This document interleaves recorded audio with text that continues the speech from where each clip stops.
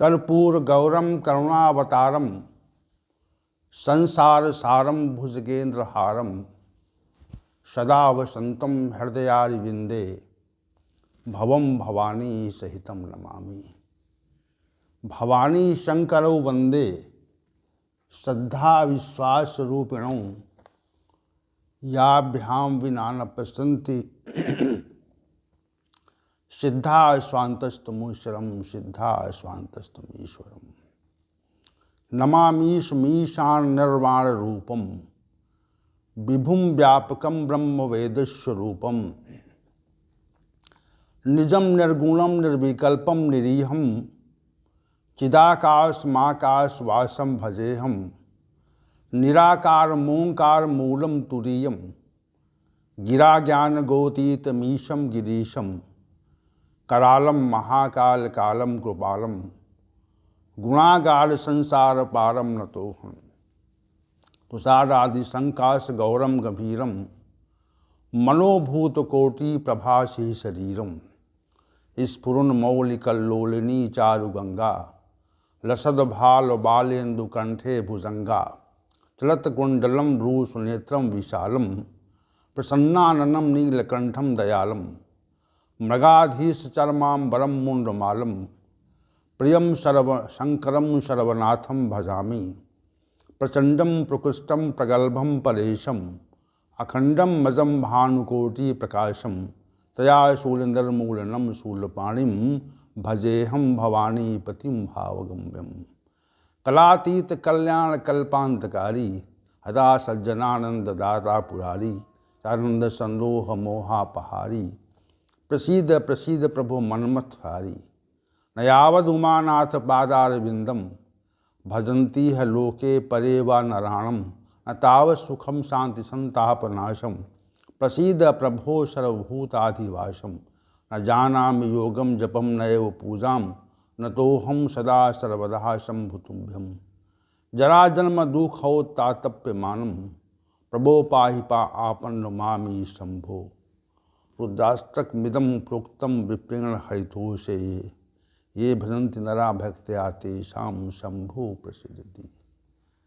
भगवान शंकर को प्रणाम करके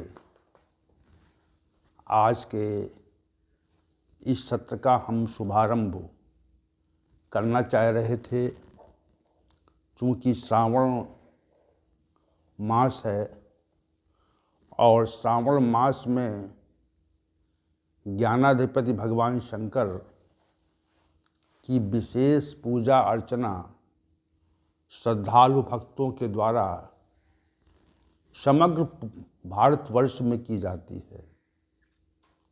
और जो हमारी ज्योतिर्पीठ हैं और अन्य भी स्थान स्थान पर जो भगवान शंकर के मंदिर हैं उनमें विशेष पूजा अर्चना श्रावण मास में होती है।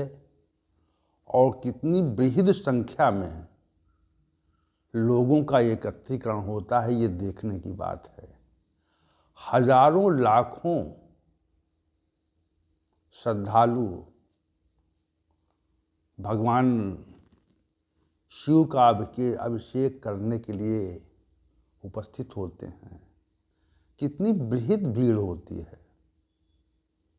तो भारतवर्ष श्रद्धा का केंद्र है और यहाँ पर श्रद्धा अटूट है और वो सदैव रहेगी।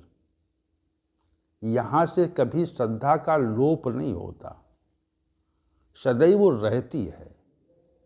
श्रद्धा का जो प्रादुर्भाव है, श्रद्धा का रहना है, वह सदैव रहता है यहाँ पर और वो रहेगा।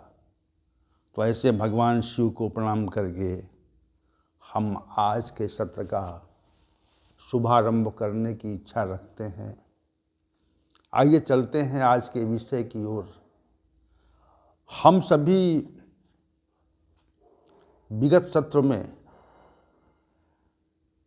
अध्याय संख्या 18 के श्लोक संख्या 8 पर विचार कर रहे थे और राजस त्याग के संबंध में श्री भगवान का जो कथन है उसकी व्याख्या हम विगत सत्र में हम लोगों ने आरंभ की थी और आज पुनः इसी आख्या को हम आगे की ओर बढ़ाने का प्रयत्न करते हैं।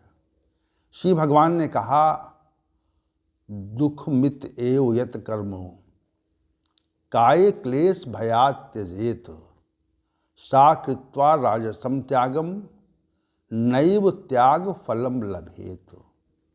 हे अर्जुन, जो कुछ भी संसार में कर्म है वह दुख स्वरूप है, ऐसा समझकर यदि कोई मनुष्य शरीर के क्लेश के भय से अपने द्वारा जो कर्म किए जाने हैं उनका ही परित्याग कर दे तो ऐसा त्याग राजस त्याग कहा जाता है और इस त्याग का कोई परिणाम प्राप्त नहीं होता। तो कर्म जो हैं वह सभी दुख स्वरूप हैं। ये पहला तथ्य था जिस पर कल की चर्चा केंद्रित थी, जिस पर हम कल चर्चा कर रहे थे। और ऐसा समझ करके शरीर के क्लेश के भय से मनुष्य अपने कर्तव्य कर्मों का ही परित्याग कर दे तो वास्तविक रूप से वह त्याग राजस त्याग कहा जाता है। और राजस त्याग करने पर जो त्याग का परिणाम है वह वास्तविक रूप से उसको प्राप्त नहीं होता। ये बात श्री भगवान ने यहाँ पर कही। तो राजस त्याग की जो विशिष्ट परिभाषा है उस पर हम सभी जब विचार करते हैं तो ये पाते हैं कि हम सभी को अपने कर्तव्य कर्मों का निर्वहन निश्चित रूप से करना चाहिए। उसमें कोई ढील नहीं है, उसमें कोई शिथिलता नहीं है। और जो लोग अपने कर्तव्य कर्मों का परित्याग कर देते हैं, इस कारण कर देते हैं कि हमें शारीरिक कष्ट होगा इसलिए कर्तव्य कर्मों को छोड़ देते हैं, तो ऐसे कर्तव्य कर्मों को छोड़ने पर मनुष्य को कोई भी त्याग का परिणाम नहीं मिलता, क्योंकि वह त्याग राजस त्याग कहलाता है। एक बात यहाँ पर और प्रसंगवश कहना आवश्यक होगा कि देखिए, राजस का फल दुख कहा जाता है। राजस का जो फल परिणाम है वह दुख कहा गया है। रजोगुणी स्थिति में रजोगुण के बढ़ने पर हमारे द्वारा जो संसार में विशेष प्रवृत्ति होती है, उस विशेष प्रवृत्ति का जो परिणाम है वह रजोगुणी परिणाम अंततः दुख ही देता है। सिद्धांत है ये। इस सिद्धांत की स्थापना श्री भगवान ने की कि राजस का फल दुख कहा जाता है, सात्विक का फल सुख कहा जाता है, और तमोगुण का जो परिणाम है वह निश्चित ही पतन कहा जाता है। तो यहाँ पर जो तथ्य है वहाँ पर राजस त्याग का तथ्य है। राजसी त्याग के स्वरूप को श्री भगवान के द्वारा वर्णित किया जा रहा है। चूँकि 3 तरह के त्याग हैं और 3 तरह के त्याग के संदर्भ में श्री भगवान तामसी त्याग की चर्चा श्लोक संख्या 7 में कर चुके हैं। अब राजसी त्याग के स्वरूप को श्री भगवान यहाँ पर वर्णित करना चाह रहे हैं। तो उसके जो श्री भगवान का कथन है उसको हम सहज भाव देंगे। जैसे कोई व्यक्ति है और ये विचार करे कि संसार के कर्मों में दुख ही दुख है। जैसे हम कहीं भी कार्य करते हैं तो कार्य करने में जाते समय दुख है, वहाँ पर जो हमारा कर्तव्य कर्म है, जो हमें सेवा योजक ने दिया है, उसमें भी दुख है, उसमें भी कष्ट है। शरीर को कष्ट दे करके ही तो कर्मों का संपादन होता है, वैसे काम होता है, तो उसमें भी कष्ट है।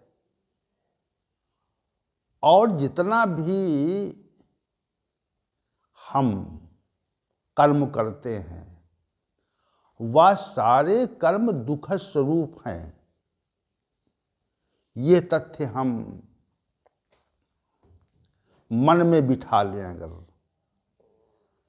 और फिर कर्मों का परित्याग कर दें, तो इसको हम राजस त्याग कहते हैं।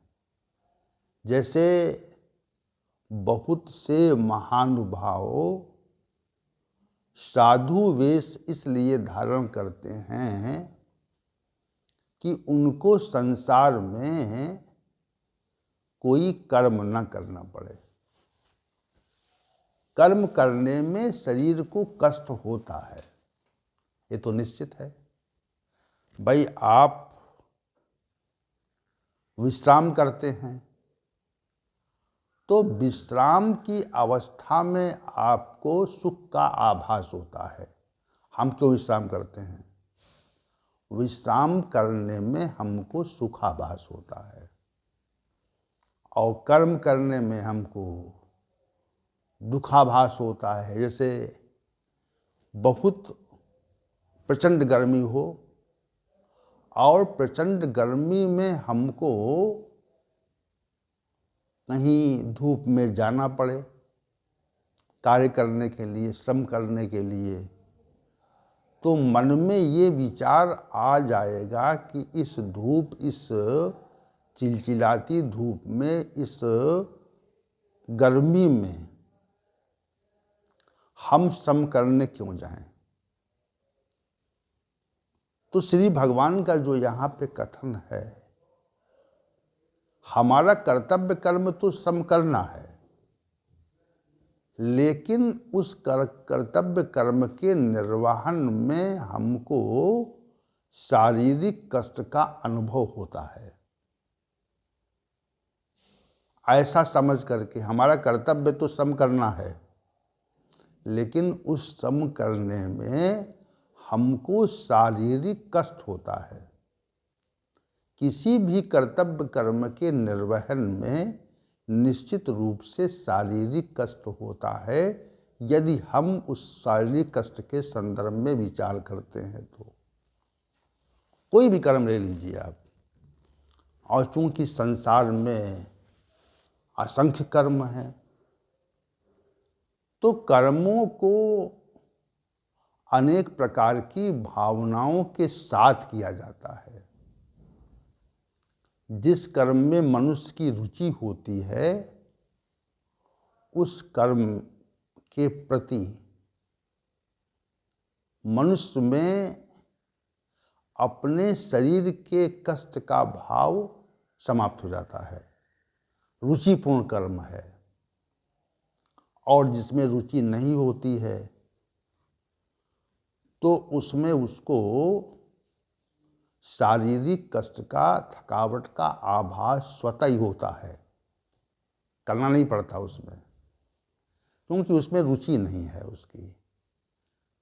तो चूंकि मनुष्य की जो प्रवृत्ति है वह विषय भोगों में सुख को खोजने की होती है, विषयों में उसको सुख मिलता है, सुख का आभास होता है उसको, यद्यपि क्षणिक होता है, फिर भी उसको विषयों के भोग में कोई कष्ट का आभास नहीं होता, क्योंकि उसमें उसकी रुचि है। यहाँ पर जो श्री भगवान का कथन है कि दुख सभी कर्म जो हैं वह दुख स्वरूप हैं, और यह इसका आभास करके जो मनुष्य कर्तव्य कर्मों का परित्याग कर देता है उसे ही राजस त्याग कहा जाता है। त्याग, राजस त्याग को परिभाषित कर रहे हैं श्री भगवान। तो मुख्य रूप से श्री भगवान का ये कथन है कि मनुष्य को अपने कर्तव्य कर्मों का निर्वहन निश्चित रूप से करना चाहिए। उसमें शरीर में कष्ट होगा, शरीर में हमको क्लेश होगा, इस भाव को कभी मन में नहीं लाना चाहिए। ये बात श्री भगवान ने यहाँ पे कही कि काया क्लेश होगी, कष्ट होगा, तो काया क्लेश के कारण हम अपने कर्तव्य कर्म का परित्याग कर दें तो ये निश्चित रूप से समझना चाहिए उसका परिणाम नहीं होता है। फिर जैसे इसमें संकेत जो है वो अक्रियशीलता की ओर है। मनुष्य जो अक्रिय होता है, संसार में यह विचार करे कि हम संसारिक कार्य नहीं करेंगे क्योंकि इसमें शरीर में कष्ट है। कष्ट तो प्रत्येक कर्म में होता है। कष्ट जो है वह संसार में जितने भी कर्म करने पड़ेंगे आपको जाना है, वहाँ पहुँचना है, वहाँ कार्य का संपादन करना है, समय से जागना है, समय से सोना है, और श्रम करने से आपके पसीना निकलना है, और हाथ पैरों को चलाने में श्रम होता है। तो श्रम तो प्रत्येक कर्म में होता है, श्रम तो प्रत्येक कर्म में होता है। और ये भाव जब आ जाता है कि हम जो श्रम कर रहे हैं उससे हमारे शरीर को कष्ट हो रहा है, ये बसी भगवान कह रहे हैं कि ये हम कर्तव्य कर्मों का जो निर्वहन है वो शरीर के कष्ट को मन में रखकर, ध्यान में रख कर के हम कर्तव्य कर्मों का निर्वहन करना छोड़ देते हैं और कहते हैं हमने त्याग दिया, हमें संसार से कुछ मतलब नहीं है, संसार में हम कर्तव्य कर्म नहीं करेंगे। यहाँ पर देखिए एक स्पष्ट बात यह है कि त्याग के संबंध को, त्याग के विषय को यहाँ पर परिभाषित किया जा रहा है कि हम परित्याग कर देंगे और उसके परित्याग से हमको अच्छा परिणाम मिलेगा। तो आपको परिणाम नहीं मिलेगा। जो कहा कि कृत्वा त्याग फलम एव न लभेत, तो त्याग का जो परिणाम है वह नहीं मिलता। ये तो स्पष्ट सैद्धांतिक बात है कि हम किसी कर्म का संपादन न करें और फिर ये विचार करें कि हमको परिणाम मिल जाए, तो कैसे परिणाम मिलेगा आपको? कोई व्यक्ति कर्तव्य कर्म न करे और ये विचार करे कि हमको कर्तव्य कर्म के न करने पर हमको उसका परिणाम मिलेगा, सामान्य और सहज रूप से ये बताए हैं कि कोई व्यक्ति सरकारी सेवक हो तो सरकारी सेवा में तो आपको समय से घर से जाना पड़ेगा और वहाँ पर जो कर्तव्य कर्म की जो अवधि निर्धारित है, घंटे निर्धारित हैं, उसमें आपको बैठना पड़ेगा और जो सरकार ने या सेवा योजक ने आपको काम दिया है वो भी करना पड़ेगा। तो हम जब पूरे महीने काम करते हैं, पूरे महीने हम सेवा करते हैं, समय से सेवा करते हैं और उचित सेवा करते हैं जैसा कि सेवा योजक चाहता है, हम जब वैसी सेवा करते हैं तो हमको 1 महीने के पश्चात हमारा पारितोषिक प्राप्त होता है, हमें धन प्राप्त होता है।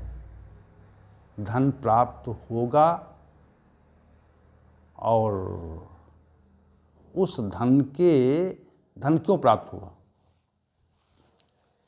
क्योंकि हमने पूरे महीने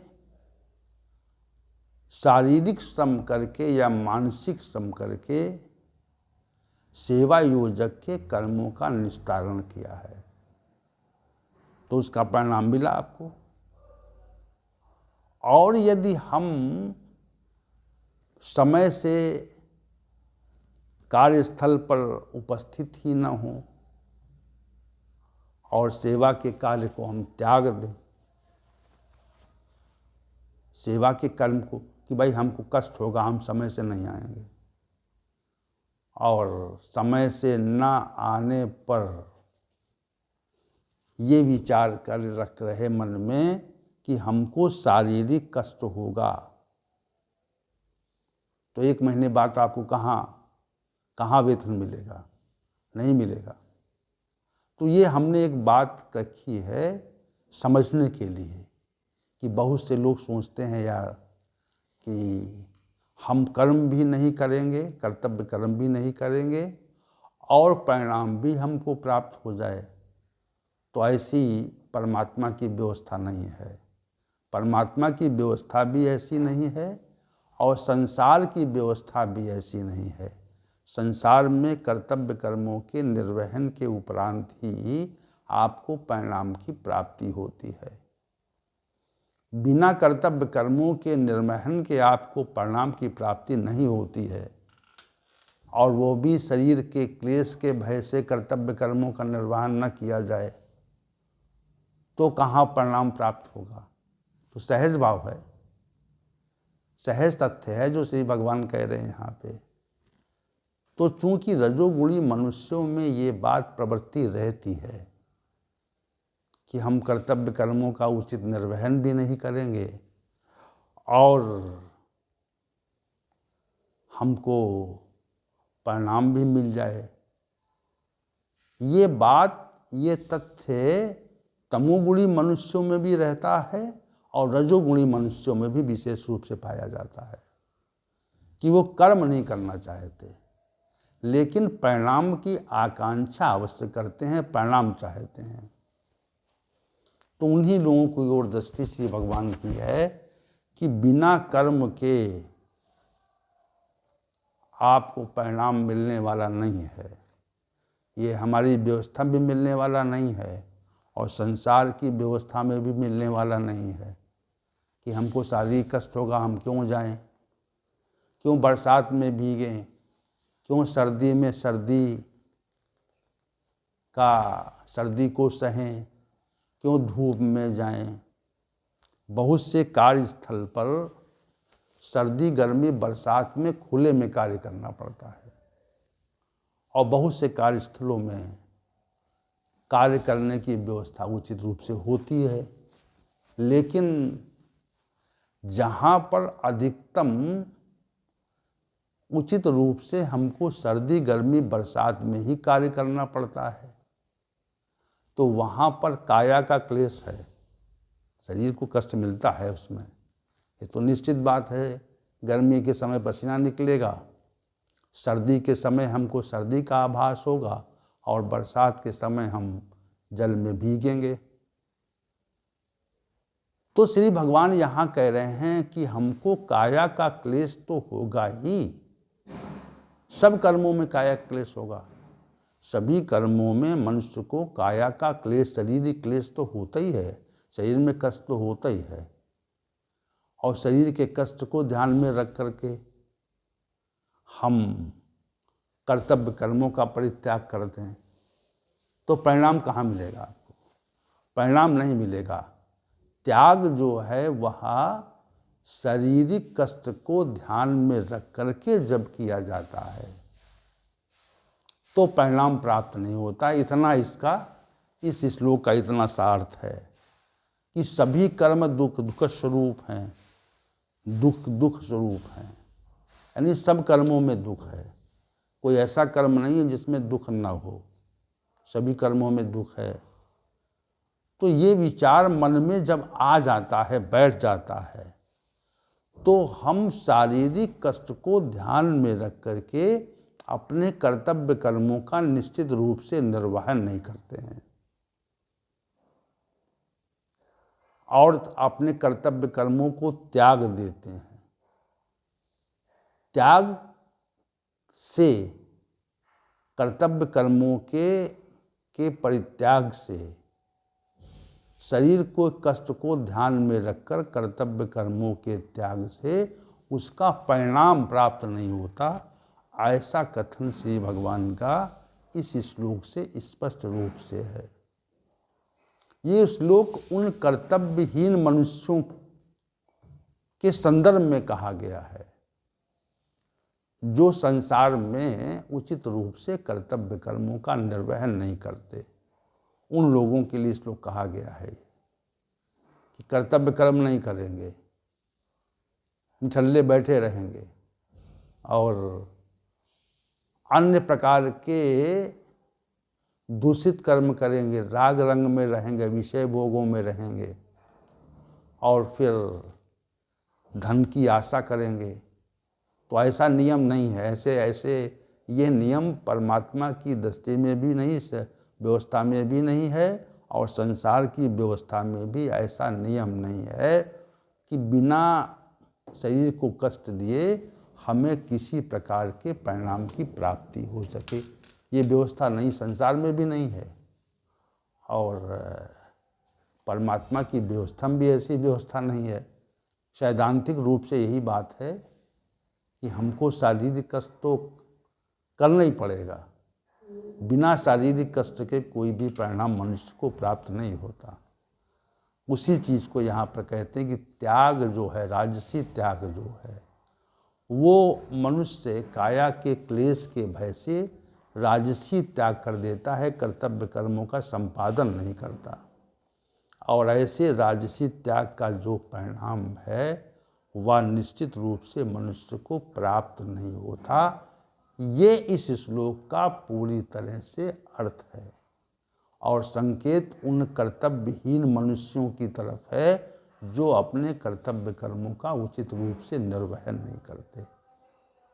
तो आज हमने श्लोक संख्या 8 पर चर्चा को विराम दिया है, जिसमें राजसी त्याग के संदर्भ में श्री भगवान ने बताया और इसमें पहले तामसी त्याग की व्याख्या की, फिर राजसी त्याग की व्याख्या की।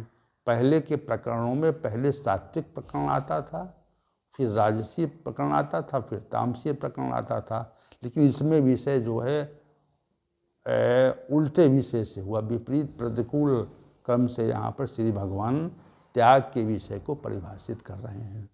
अब अगला जो श्लोक संख्या 9 है वह सात्विक त्याग के संबंध में श्री भगवान के द्वारा कथन किया जाएगा, जो हमारे कल के सत्र का विषय है।